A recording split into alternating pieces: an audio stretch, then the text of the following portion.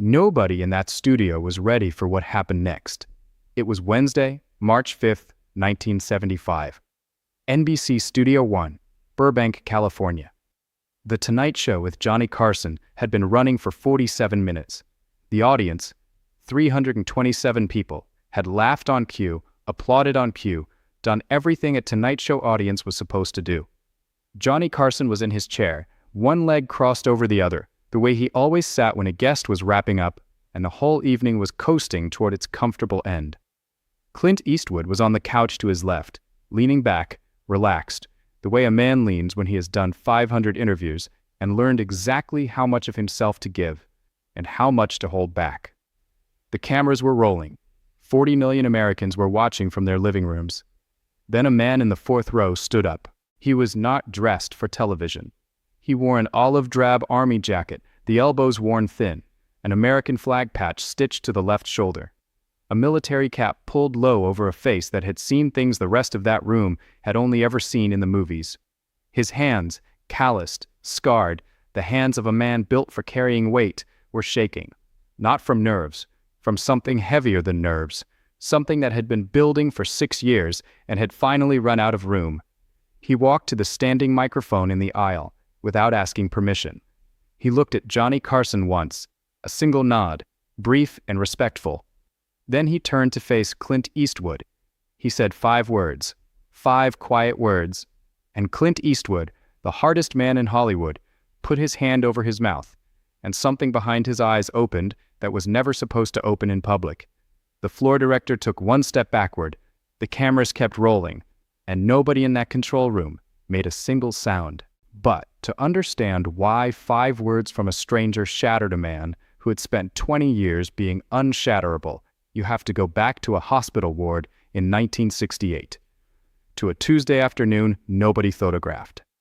To a promise Clint Eastwood never told anyone he made. Johnny Carson's coffee mug stopped halfway to his mouth. It stayed there, suspended, mid-air, for 4 full seconds. He did not put it down. He did not bring it up.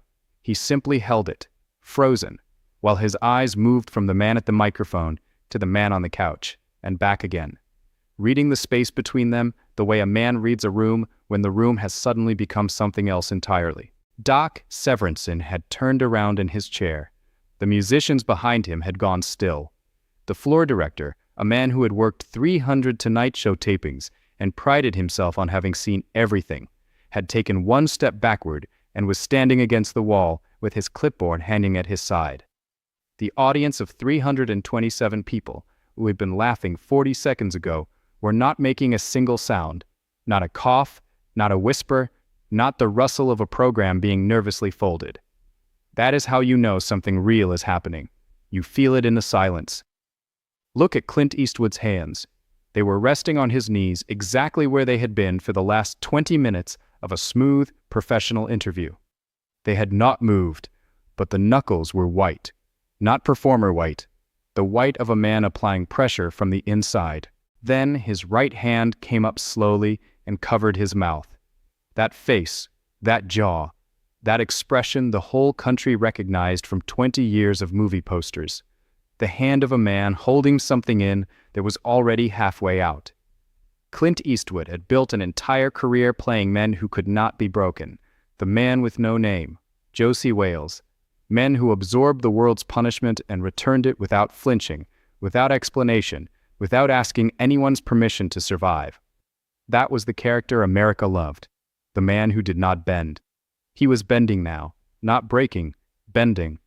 There is a distance between those two things, and in that distance lived everything this audience was about to understand. The veteran at the microphone was watching it happen. He did not look surprised. He did not look triumphant. He looked like a man who had traveled a very long way to deliver something and was now watching it land exactly where it was always meant to go. Carson set his mug down carefully. "Sir," he said quietly, "can I ask your name?" The veteran straightened. "Roy Coleman, Private First Class, 3rd Battalion, 5th Marines." 1 breath of pause. Retired. That word dropped into the studio like a stone into still water. The audience felt the ripple before they understood the weight. Then Roy Coleman reached up and pressed his palm flat against his chest pocket, not reaching inside, just touching it, the way a man checks for something he cannot afford to lose. And Clint Eastwood watched him do it, and his eyes, those steel-gray eyes that had stared down every canyon Hollywood ever put in front of them, went somewhere the cameras could not follow. Whatever was inside that pocket, Clint Eastwood already knew. To understand what Roy Coleman's 5 words meant, you have to go back to 1968, to a military hospital near Fort Ord, California, to a Tuesday afternoon in October that nobody photographed, nobody reported, and nobody filmed, because Clint Eastwood did not want them to. Fort Ord smelled like antiseptic and floor wax, and the particular kind of quiet that settles into buildings where young men are being reassembled after being taken apart. The fluorescent light hummed overhead, flat and indifferent. The wards were long rows of metal frame beds with thin mattresses and thinner blankets, and in those beds were boys, some 20 years old, some 19, some barely 18, who were somewhere in the long, uncertain distance between surviving and not. This was not the war. This was the room after the war. The room where the cameras never went, because what happened here did not make good television. Clint Eastwood signed in at the front desk under the name Robert Hale. The records show it, if you look. No publicist, no photographer, no press release drafted for Monday morning. He walked the wards alone, in a plain jacket, looking like any other visitor, except for the fact that no other visitor was 6'2" and recognizable from every movie theater in America. He had been here before. He would come again. He never announced it. In Ward C, bed 14, lay Private James Coleman, 18 years old, born September 3, 1950, in Bakersfield, California. He had brown hair he kept short, and a gap between his front teeth that made him look younger than he already was. He had been wounded in Quang Tri Province, shrapnel, left side, 3 places, and he had survived. And in 11 days, he was being shipped back to Vietnam. He was not afraid of going back, or rather he was, but that was not what was eating him alive. Clint pulled a metal chair to the side of bed 14 and sat down. He did not pose, he did not perform. He sat the way a man sits when he has nowhere else to be and has decided, quietly, that this is where he belongs right now. They talked. About Bakersfield, about the drive from San Antonio to Fort Ord, about the food, which James described as aggressively terrible. They talked for nearly 2 hours, and the light through the ward windows shifted from afternoon gold to the flat gray of early evening. Then James said something that made Clint go quiet. "They're going to forget us, aren't they?" James said. He wasn't looking at the ceiling the way sick men sometimes look at ceilings. He was looking directly at Clint. "When this is all done, nobody's going to know we were even here." Clint Eastwood did not answer immediately. He looked at this boy, this 18-year-old boy from Bakersfield with the gap-toothed face and the shrapnel wounds and 11 days left before Vietnam took him back. And he did not offer a speech or a reassurance, or any of the comfortable words a celebrity was supposed to deliver in this room. He reached into his jacket pocket. He pulled out a pen. He asked a nurse for a piece of stationery, and he began to write. James Coleman watched him write. And on that boy's face, slowly, the way dawn moves, something changed. The fear did not disappear, but something arrived alongside it. Something steadier. Something that looked, if you were watching closely enough, like being believed in. Clint Eastwood wrote 1 page. He did not rush it. He sat in that metal chair in Ward 100 while the fluorescent lights hummed and the ward settled into its evening quiet, and he wrote like a man who understood that some words carry more weight than the paper they're printed on. When he finished, he folded it once, cleanly, and held it out. James Coleman took it. He read it slowly, the whole page, every line, and when he finished, he folded it again along the same crease and slid it into the chest pocket of his uniform jacket. He pressed it flat with his palm. He looked up at Clint Eastwood and said 3 words, not thank you, not I appreciate it. 3 words that were something more specific than gratitude. I'll carry it, James said. Clint Eastwood nodded. James Coleman was redeployed to Vietnam on October 19, 1968. He spent 13 months in country with the 3rd Battalion, 5th Marines, in the dense, brutal terrain of Quang Tri Province, where the war was loudest and the jungle gave nothing back. He wrote his older brother Roy 3 letters total across those 13 months, because James was never much for writing, and because some things that happen in that kind of place resist being put into words. The 3rd letter was dated October 30th, 1969. It was 2 paragraphs. The 2nd paragraph contained one instruction written in James's loose, slightly slanted handwriting. If something happens, find Eastwood. Tell him I said he was right. Tell him I said he kept it. Roy Coleman received that letter on December 2nd, 1969. He had already known for 3 weeks that James was gone.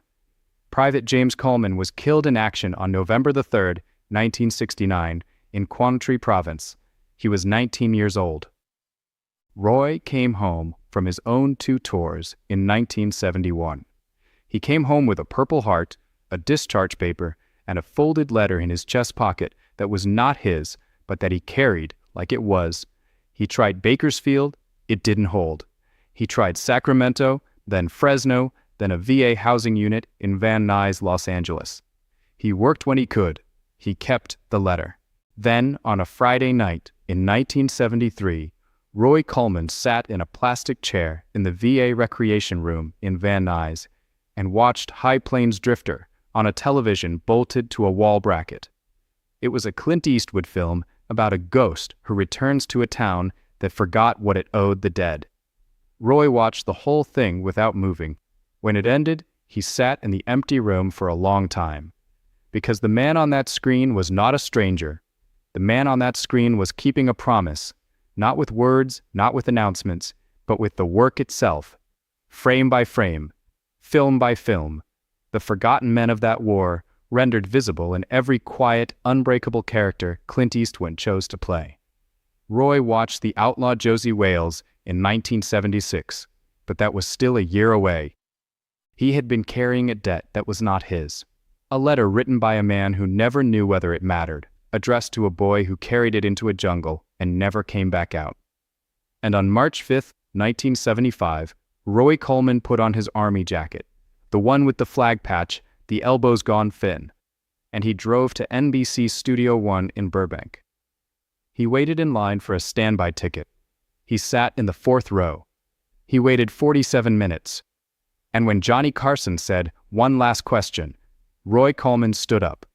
He walked to the microphone. He looked at Clint Eastwood, and he said the 5 words James Coleman had never gotten to say himself. "You saved my brother, sir." Simple. 5 syllables. The kind of sentence that takes 6 years to build and 5 seconds to deliver.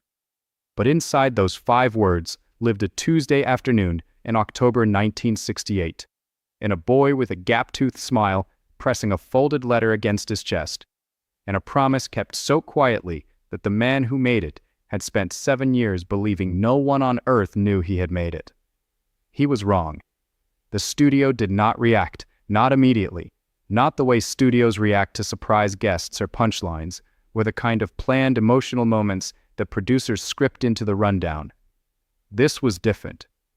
327 people had just heard 5 words land in a room, and they sat with those words the way you sit with something when you don't fully understand it yet, but your body already does. Johnny Carson leaned forward very slightly. "Mr. Coleman," he said. His voice was careful, precise. Johnny Carson had spent 20 years knowing exactly when to speak and exactly how. This was one of the moments he used everything he had. "Is this something? Are you and Mr. Eastwood acquainted?" Roy Coleman shook his head once. "He knew my brother," he said. "I never met him before tonight." That sentence rearranged the room, because now the audience understood the shape of what they were inside. Not a reunion, not a publicity moment, not anything that had been planned or cleared or handed to a producer on a note card. This was a man who had waited 6 years and driven to Burbank on a standby ticket to return something to someone who didn't know it was being held. Clint Eastwood removed his hand from his mouth. He sat forward on the couch, elbows on his knees, and he looked at Roy Coleman the way you look at something you believed was gone. Something you had stopped allowing yourself to think about because thinking about it had no productive ending. His voice came out low and unguarded, stripped of every layer that 20 years of Hollywood had built over the original thing underneath. "James," he said, not a question, a confirmation. The name of a boy he had sat beside in a ward in 1968 and had never spoken aloud in an interview, never mentioned in a profile, never offered to anyone who asked about his charity work or his visits to military hospitals. A name he had carried in a private room inside himself for 7 years. Roy nodded. James. 2 men, 1 name. And the audience finally felt the full weight of it, not because they understood every detail, but because grief has a sound even when it isn't spoken. They could hear it in the 11 letters of that name passing between a veteran and a movie star in a television studio on a Wednesday night in 1975. Then Roy reached into his chest pocket, slowly, the way you reach for something you have been protecting for a long time. He drew out the letter, 1 folded page, worn at the edges, the paper the color of old cream, the crease lines gone soft and gray from 6 years of being opened and closed and opened again. He held it out, not dramatically, not with ceremony, the way you hand someone back something that was always theirs and simply got lost in the years between. "He asked me to return this when it was done," Roy said quietly. "I think it's done." Clint Eastwood looked at that letter for 4 seconds without moving.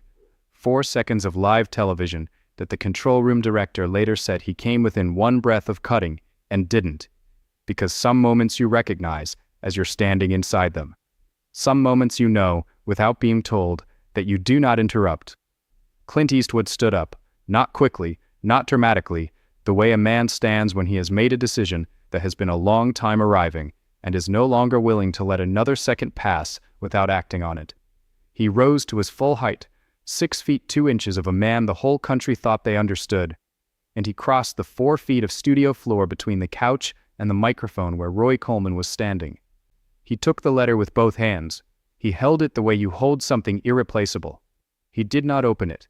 He did not need to. He had written every word on that page, and he knew them the way you know the things you meant completely when you said them. Then he placed both hands on Roy Coleman's shoulders. Not a handshake, not a performer's embrace calculated for the cameras. The grip of a man holding on to something he is grateful is still standing.